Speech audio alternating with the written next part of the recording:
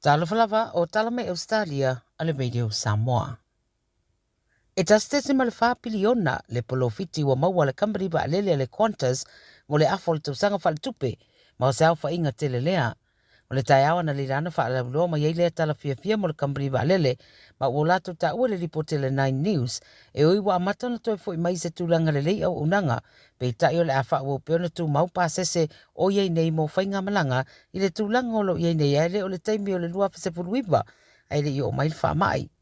I se launga, a le ofisa silo le company maalele Alan Choice, wa ta wai o tutongi o pasese mo malanga i Ausetalia, na si itia le 2% i Ausetalia le vaia, pe a whaatusa le lua fe 2% ma afua mai ono le si itia o le tau le penisini, ma fetu na inga fau le tūranga tau le sapalai, ma mana onga.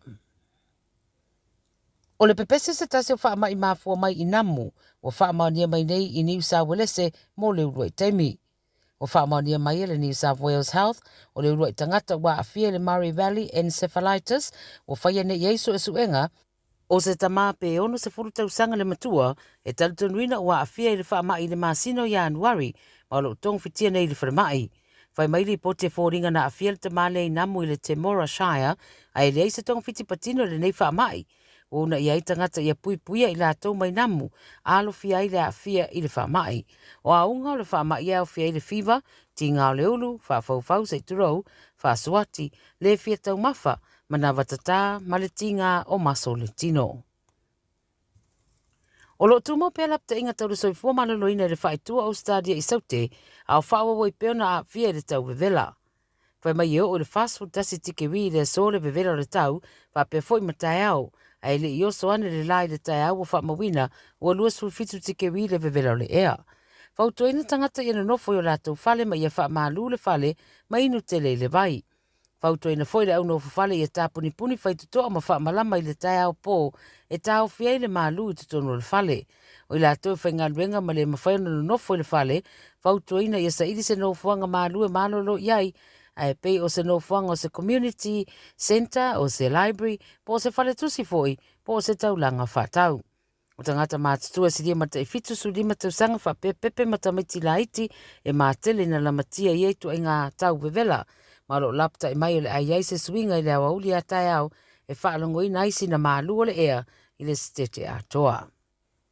Ua mawasa tino maliu lungo le matawhanga Kuchi Beach ma o loo whaatalia le whaamaunia ina o le ua maliu ai manatu nisi o si ali i rea sa tau sa ilia i nā yaso o tuana yatu. Mala wana ile leo le matawhanga le tu saute sa sa le siti le mai au li poti na mawane le fia na nafi. Whai mai leo ni New Wales o lo ngā lue nei le saunia ina o whamtalanga mo le corona. O le li sa tau sa idia sa whai ilo na ainga a ngai mo sana ta elenga le matawhanga i Marubra i le aso toa na i te nei pe ta i le i toe fo iane. Longoina leo le aso sa ma a mata mai e loa sa ilinga ma o lo wha o pia le suenga. Ma le tala muli o le soona tau sami le fua moa e fōlinga o le mafuanga lea nā lai o na fesiringia le siakia le li fusu o Connor Ben sa o sauni atu mo le la fusuanga ma le li o Chris Eubank Jr. ma sina o Oketopa.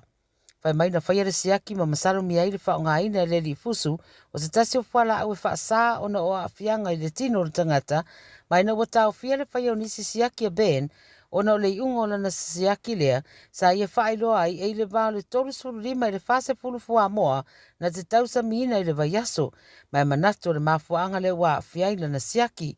Wa whaeloa mai lai le so ua kilia, le ali fusu i le mai o suenga na whaia, o le ato e whaafo i fo ila ilo na tūlanga o iei nei i fusuanga i le larolangi atoa. O tala nā le radio sa mō mai Ausetalia mō le nei a satofi, whaeloa i fo i atai au mō seisi whaapoponga,